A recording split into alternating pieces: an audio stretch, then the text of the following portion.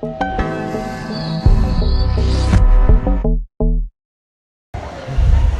Aluf Benn. I'm the editor-in-chief of Haaretz.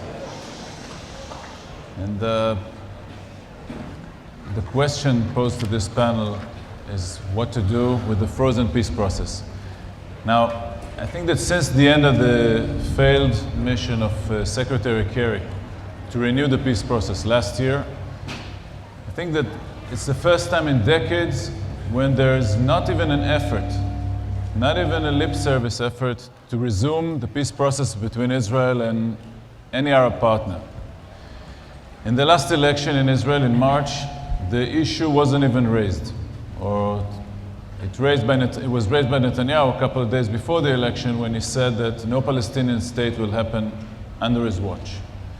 After the election, Netanyahu formed a very right-wing coalition whose ideological leader, Naftali Bennett, under the slogan of Stop Apologizing, his party is promoting ideas like Jewish worship and flag over Temple Mount, permanent annexation and formal annexation of large parts of the West Bank, and opposition, to which Netanyahu agrees, opposition to any measure aimed at easing the lives of Palestinians under occupation. For example, some building permits in Area C that are important to the Palestinian economy, taboo in the Netanyahu coalition.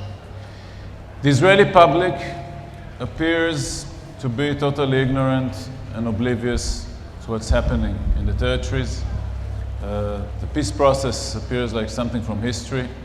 Even a new wave of violence so far has not sparked a renewed interest or discussion of peace or negotiations or any political solution, but mainly a discussion of the technical measures to stop each terrorist in place. And the international community, as we know, is busy today with the war in Syria, with trying to stop the rise of ISIS in the Middle East, with fighting each other through proxies in different places in the region. And again, what's happening between Israelis and Palestinians does not raise the interest or does not raise any serious involvement from the Palestinian community, from the international community, from the world leaders in our stage. Which raises the question, which has been in the air for quite a while, but it's now knocking on our door. Is the two-state paradigm over? Have we reached a point when it's over and we need to think about other things? About one state, one equal state, whatever that is, or about permanent occupation.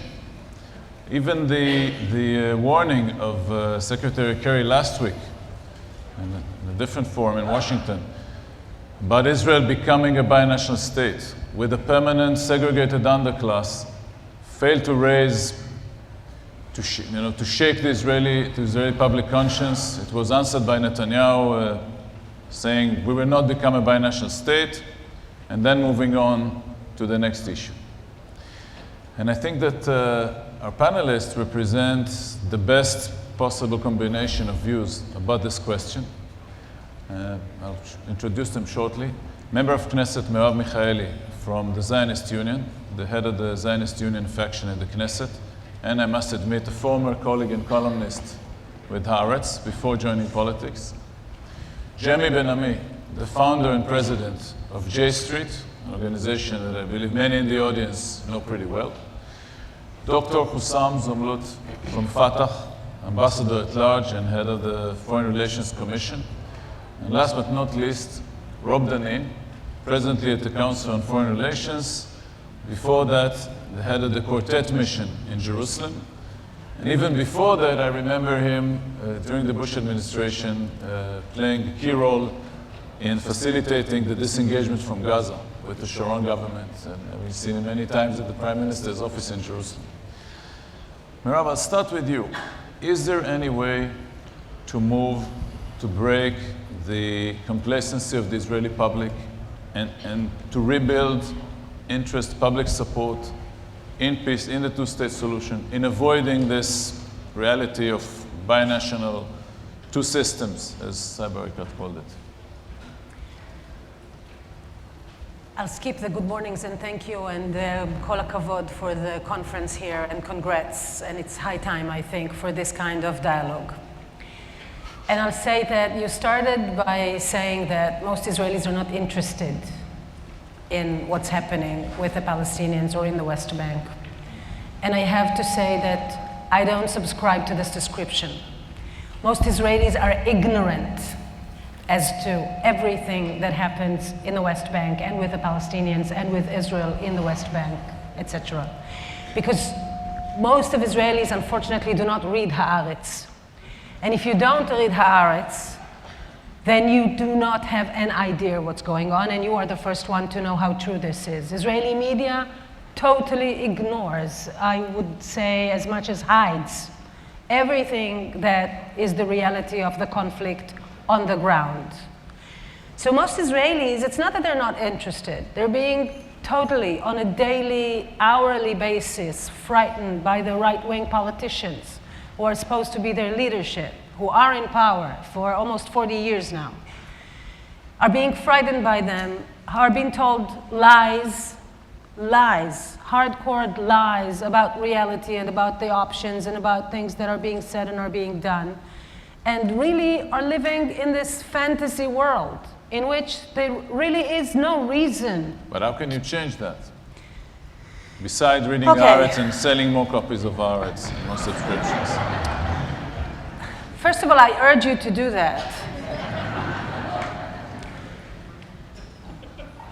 Seriously, it is a problem.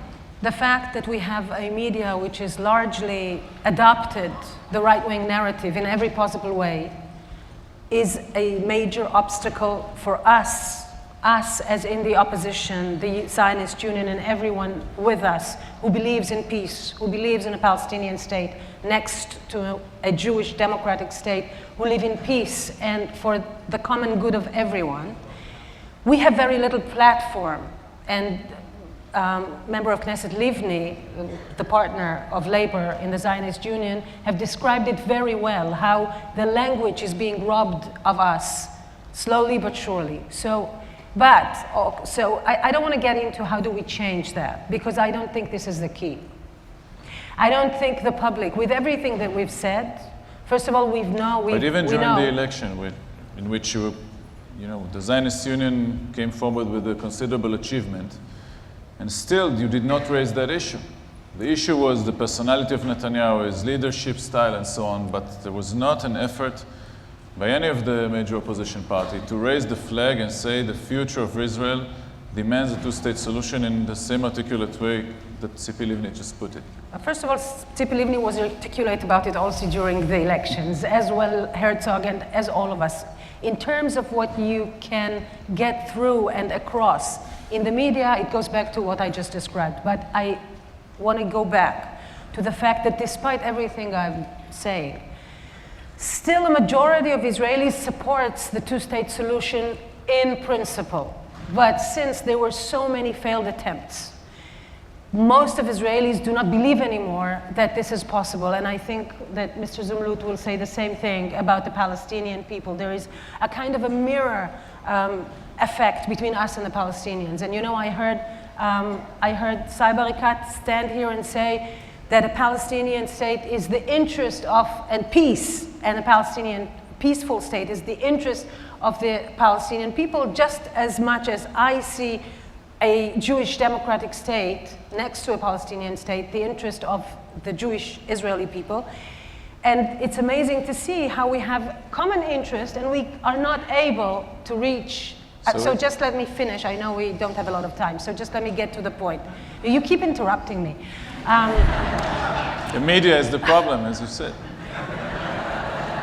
So I just want to say that the good news is that it is not about the public wanting to solve this issue. It's about leadership. We need basically one person, a prime minister, with genuine political will to find a solution. And when we have that person in power, And when we are in power and with this political will, then a way will be found. Will the two-state solution will look this way or another way? It all depends on who will be the partner at that specific point, who will be the rest of the partners around us. The details do not matter. The matter is that we have to find a way to go back, to have someone with a genuine political will in power to want to find a solution. Then it will be found, like magic. Jeremy,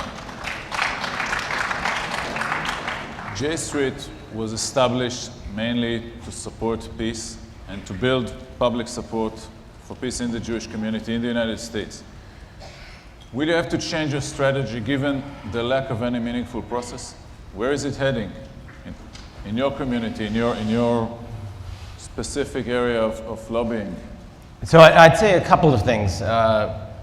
One, I challenge the people attending this conference and all of those in our camp to end the debate about whether or not the two-state solution is dead. It is the single least fruitful exercise that our camp engages in.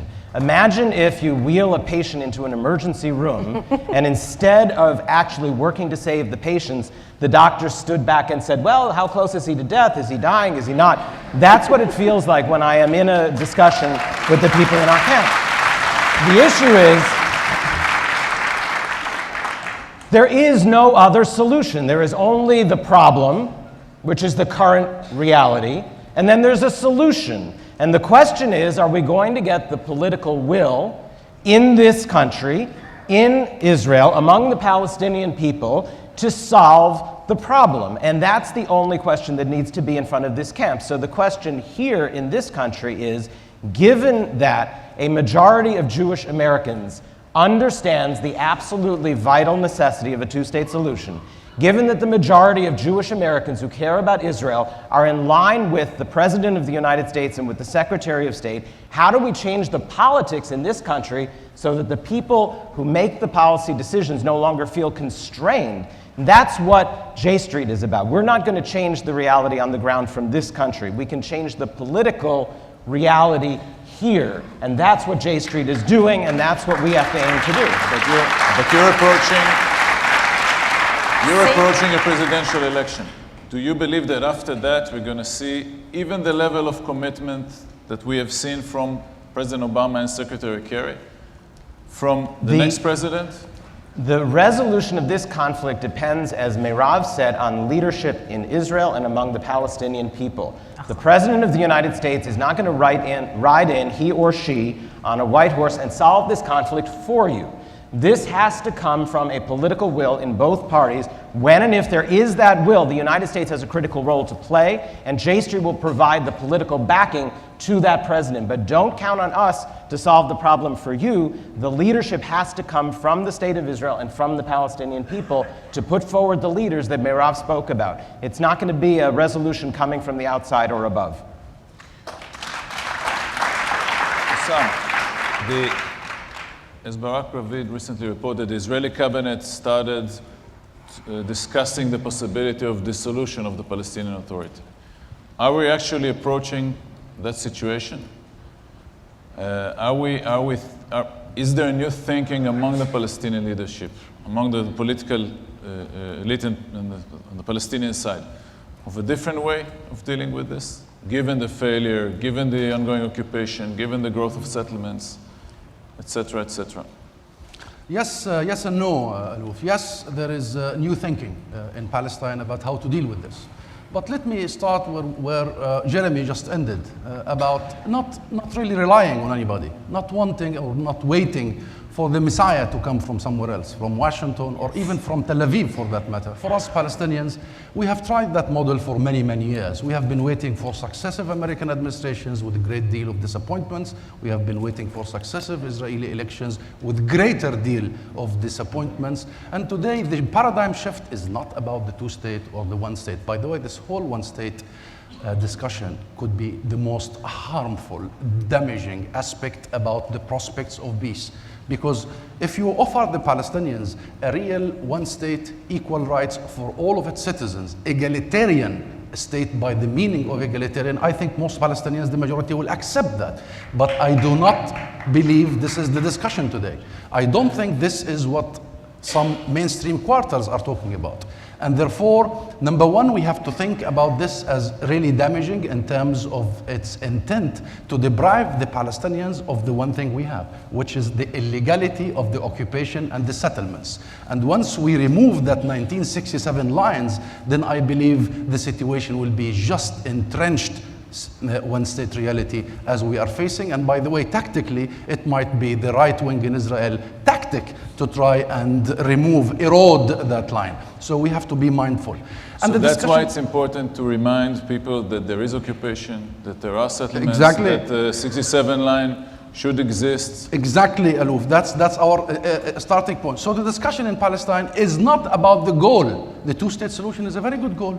The one-state egalitarian is a very good goal. The discussion in Palestine is about the means, is about the road, the route to get to your destination. And here we are witnessing a paradigm shift. And let me outline the component of this paradigm shift in Palestine, Palestinian politics. You asked about the leadership, you asked about the political class, and you asked about the public. And this shift is a process. It is going to take time. Sometimes it is slow. So I'm not talking about stuff that is already happened. I'm talking about stuff that is happening. The first component of this paradigm shift within Palestine is to unprocess us, un-Oslo us, un-limbo us. Enough 20 years of being in a limbo, in a gray area, undefined. Are we under occupation, over occupation, next to occupation, emerging from occupation? Are we an authority or not authority? We are done with this.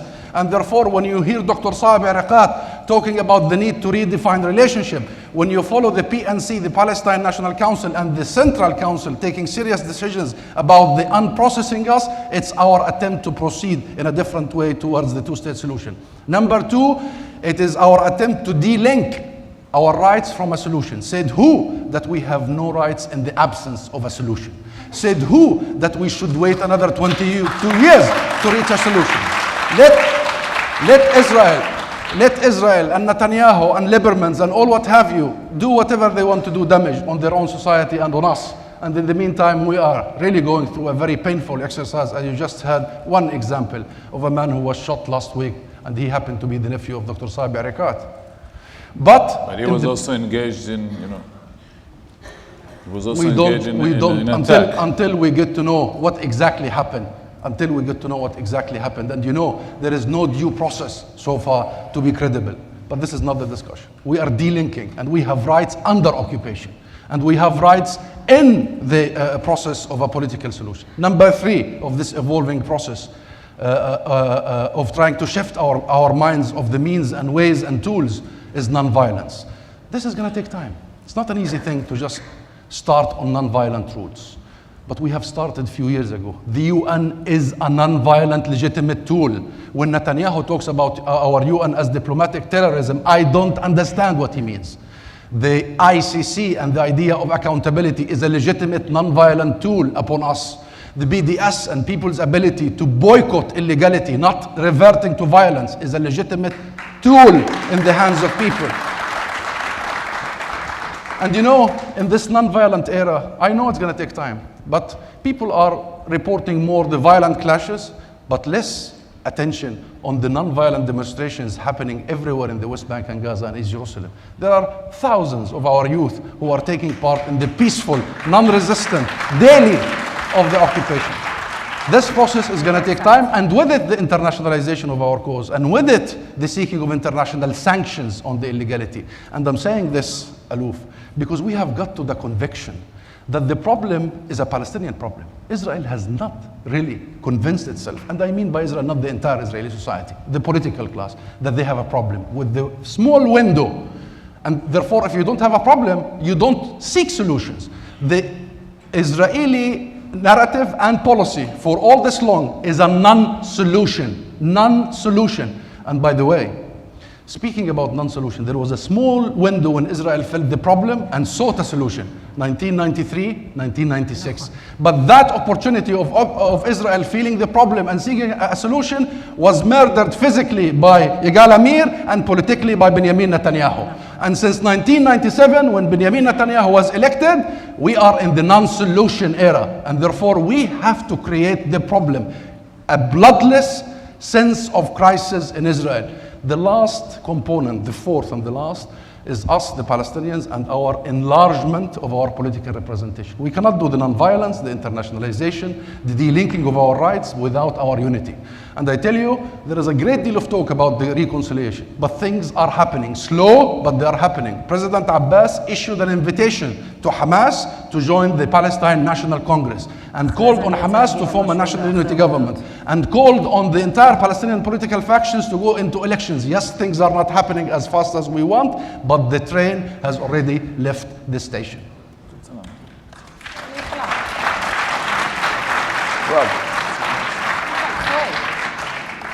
Rob, the Quartet, the international community, had spent billions, tens of billions of dollars in this process, and yet today it fails to push Israel into the smallest measures for building the Palestinian economy, for giving more opportunities to Palestinians, for easing travel restrictions and so on. Is that a big failure? Look, Aluf, first of all, thank you for the opportunity to be here. And I come here not as a representative of the Quartet or even a former Quartet person. I was a U.S. diplomat from when Ronald Reagan was president through Barack Obama, and I've been a serial peace processor, for better or for worse. And I think we need to learn some lessons from what we've done and what we didn't do. When Prime Minister Netanyahu talks about economic peace, or when any American official talks about measures on the ground, we can never be mistaken into thinking that this can be in any way a substitute for anything.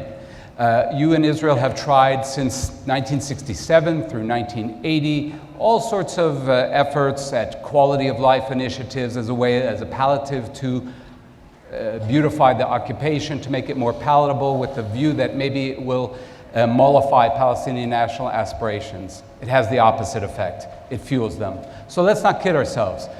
Steps on the ground are important intrinsically, but they're also important as part of a larger strategy towards peace. The only way you can have an effective strategy is to combine a number of elements. And I think right now, to get back to your original question, do we need a new paradigm? We do need a new paradigm, but not a paradigm towards the goal. You're right, my colleagues are right. The two-state solution is the goal, but any effort to get there has to be tailored to the realities of the day. And so any notion that we can just get back to the negotiating table, even with empowered leaders, which we don't have, we're not going to result in a different reality, given so many of the issues on the ground. So what can be done? There's much that has to be done before we can before we can get to a deal. We have to look at the reality on the ground. We have a West Bank and Gaza that are bifurcated. We have two Palestinian leaderships, at least, not one, Hamas and Fatah in the PA. To expect that any Palestinian leader is going to be able to deliver a peace when he has the hardline opposition standing ready to veto any compromises he makes is a non-starter. In the same way, you can't have an Israeli leader make peace when he has a coalition to the far right and no sense of wanting to have an agenda. So what do you need to do? I would argue that what you need to do is put together a strategy that, on the one hand, articulates what an end goal is. As Husam mentioned, we have to drop the term process. The peace process has become a toxic word. Palestinians and Israelis no longer believe in process. We need to talk about what we're going for. It's a two-state solution. It's an end of occupation. It's acceptance and peace between Israel and its neighbors. The elements are on the table. You have an Arab world that is ready to embrace Israel on the basis of the Arab Peace Initiative. You have a world that's ready to encourage Israel and Palestine to move forward, but you need to change the realities. You need to create Palestinian unity, and that means reconnecting the West Bank and Gaza, returning Palestinian rule to one authority, which can be done. There was a unity agreement, a national consensus agreement that had been formed in 2014 on the verge of the last meltdown. That is the kind of element you need. You need to convince people on the ground that the occupation is going to end.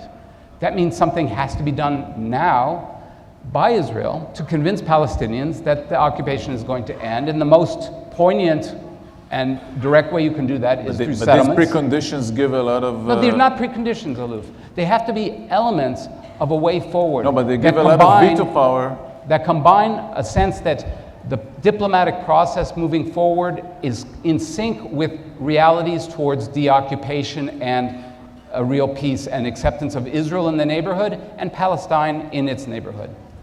Merav, can you do business with Husam, who wants to boycott Israel, to force, through international pressure, to force Israel into a crisis out of which the solution will come forward? I cannot subscribe to what Husam is offering, obviously, but I can agree with Husam on the most important thing, which he very articulately pointed out. The last time there was real, genuine political will to find a solution was Yitzhak Rabin with Yasser Arafat. That was real. We were on the way to a solution. We were on the way to changing the reality of Israelis and Palestinians. That is why the backlash was so terrible. That is why the outcome is so tragic. Because unfortunately on our side, I mean, maybe it would have even happened on the Palestinian side at some point, because some Palestinians have unfortunately the same crazy interest as crazy right-wing Israelis. But that is why that horrible murder and assassination has happened. And ever since then, I am responsible for the Israeli side. I want to talk about the Israeli side. And I want to say that yes, but ever since Yitzhak Rabin, there was no... Rabin was a great leader. No. But it was 20 years ago. He was, yes, but we ever cannot since bring then, him back, unfortunately. But what we need to understand is, he was a great leader because he really was going to find a solution, as painful, as problematic, as hard as it was. Ever since then, even the attempts that we did have were not towards a solution. We had leaders who tried to show that they will give the best offer or whatever. I don't want to talk about, I'm the only woman here in a very, very beautiful male crowd. But I don't want to talk in terms of sizes, but that was the language that leaders unfortunately talked in when they came with offers. That's what we have. Now we have chauvinism as one other obstacle to peace. By all means, and what it was no will to find a solution. And everything that Robert's talking about cannot happen without anyone who wants to actually make it happen. But if indeed we have that crisis as visioned by Husam, and we have a boycott, and it's difficult to get visas to travel into places, and all Israelis feel that. Would that bring about a new Yitzhak Rabin?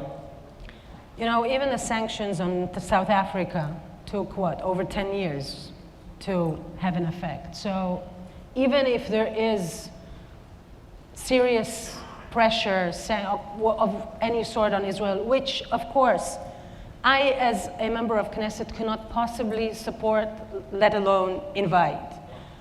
I want that to be clear. Very clear, because as Tzipi Livni pointed out before, it's so easy to be accused of treason in Israel these days. I don't know if it's going to help, but I know that I don't want to wait for this pressure. Me, as an Israeli leader, I don't want to wait for this pressure, because I see peace and a Palestinian state as my interest, and it's the interest of Israel as an interest of the Jewish people, and that is why I think that it's up to us to find in us the way to bring it about, not to wait for any outside pressure. Quick reaction. But the record of history, Merav, suggests, forget about what I say, look at historic events. that Israel has only acted when under pressure. From the time of making peace with Egypt to the time of withdrawing from Lebanon, But isn't it true about the to the time Palestinians as of well? Rabin was not just the creation of one individual, Isn't but it was true? the first Palestinian intifada that delivered a very strong message to the Israeli society. You can never manage the status quo. And Rabin was elected in 1992 at the flames of the first intifada. We have to, this is not punishing the Israelis for the sake of punishment. Let us remember one thing. A privileged society will never give up their privileges voluntarily. Just because I am nice. Just because Dr. Saeb Erekat is nice. Just because the international law says so. A privileged society will always gives in and gives up if they really feel there are consequences to occupation, to colonization, to siege, to murder with impunity. And these consequences, we have decided, Merav is not my enemy. Merav is not the person I want to boycott, but I want to boycott and to besiege the mindset in Israel that has re-elected Netanyahu for 4 times. And re-elected Netanyahu for 4 times because he promised them that he can manage the conflict and keep their privileges. I remember Gideon Levy's speech 3 or 2 weeks ago here in Washington about the 3 criteria of the Israeli society. That this society is really supremacist, that this society feels they are the victims, and we are the occupiers actually, and this society has managed to dehumanize us. But I want to add a 4th, if you allow me, Gideon. This Israeli society, I don't mean everybody, the majority of the society is comfortable with the status quo, comfortable with the talk about the process, comfortable with the delaying of the moment of choice. We are now Palestinians giving you, the Israelis, a moment of choice. And the moment of choice is not 1 state or 2 states. No, the moment of choice is an ordinary, normal Israel, or an Israel that is plagued with murder with impunity, plagued with settlers in control of your society, plagued with hundreds of laws in the Knesset that mostly racist in my opinion, and plagued with its inability to separate between the 1967 expansion and Israel itself. And today we have one choice to make as Palestinians. How do we confront this? And I tell you, my generation has been influenced most by one man, President Mahmoud Abbas. He has changed the genetic order of the Palestinians. And by the way, he has changed that not over the last 10 years as a president, over the last 40 years. He is the man who convinced me and my generation and the generation of Dr. Saeb that relative justice is better than absolute justice, that go for a political compromise, that 22% justice for us Palestinians equals 100% justice.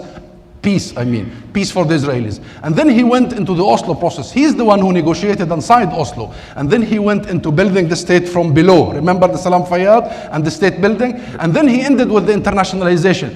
This is a man, if we Palestinians cannot convince ourselves and the rest of the world that he can lead us to the salvation and to the end of occupation, who will? I tell you one thing. International sanctions and Palestinian non-violent movement. That's the substitute. This cannot be left without an answer. I'm sorry. My friend, really, Mr. Zomlot, Husam, to say that only Israel is racist, I mean, a lot of what you're saying about Abu Mazen, of course, is true. But just recently, he's saying of how the Jews are filthing the Temple Mount with their legs. To say that only Israel is racist in this horrible conflict is to yet do another wrong. As if there is no incitement on the Palestinian side. As if there is no education for hatred on the Palestinian side. Please, you and I are sitting here because you are, or at least so I think and I hope and I believe. You and I are sitting here because you and I believe that we can and we must bridge this thing and find a solution. How? But we're running out of time. Sitting here and doing the thing that Israelis and Palestinians have been doing all along, and that is being very confident that justice is only on their side, and that is what you just said now, and that is not the case. It will take, make no mistake, it will take mutual recognition of the two narratives. Right. You will have to, at some point, recognize the right that the Jewish people has for the state of Israel in the land of Israel, even if it's only a part of the land of Israel. And until you do not do that, this is where the point in which we both keep being very righteous. And we, Israelis and Palestinians, this is a very good example We're of running out of time. how we fight over who's more right and who's more victim. That will not lead us towards a solution. Two final remarks from Jeremy. My only, just sitting between two good friends, with whom I actually agree on everything they're both saying, in a sense. So solve it. This is where the role, though, this is where the role of the United States does come in. And this is why the lack of leadership here is a real problem, because there is a way to lay out a vision that satisfies the needs that the Jewish people have and the rights that the Palestinian people have. And there is a way, and that's why we need the President of the United States to step forward with a plan, with a vision, with international support. We need to build it out into the region, because this is more than just an Israeli and a Palestinian conflict, and we need more than just an Israeli-Palestinian solution. We need a regional solution along the lines of the Israeli Peace Initiative, picking up on the Arab Peace Initiative. We need better, bolder leadership from the United States to help these two people and these two sides that actually have a vision, a shared vision of where they want to end up, get there. And that's what the American role needs to be. Rob, final remarks. We heard boycott, we heard waiting for leaders, we heard stronger American leadership. Waiting, working. Look, not Jeremy is waiting. absolutely right. The United States has an indispensable role. But what we've heard today is clearly Israelis and Palestinians are not there. They don't have a shared vision. And until one or both of them do, there are limits to what we can do. What I was trying to suggest is internationalization and between... boycott is going to get there? And a boycott is going to get them there? No, these are tactics without a strategy. That's the unfortunate reality today, is that Palestinians are pursuing a number of different steps that do not come together, in my assessment, into a coherent strategy towards achieving their national aspirations. Well, we have a strategy. Please, We have a strategy. You've had enough time to talk. We'll discuss it. The point of the matter is, all I'm trying to suggest is, on the one hand, the United States cannot do it without parties, but also, at the same time, if there's not the parties are not ready, that does not mean the United States can walk away and do nothing. There's a lot of work to be done on the ground to create the conditions and work today towards making the situation right for a true peace. I want to thank the panelists. I know that this could go on for hours, and maybe in the end we would have solved the problem. But we have a lot of full agenda ahead of us. Good luck, and thank you again.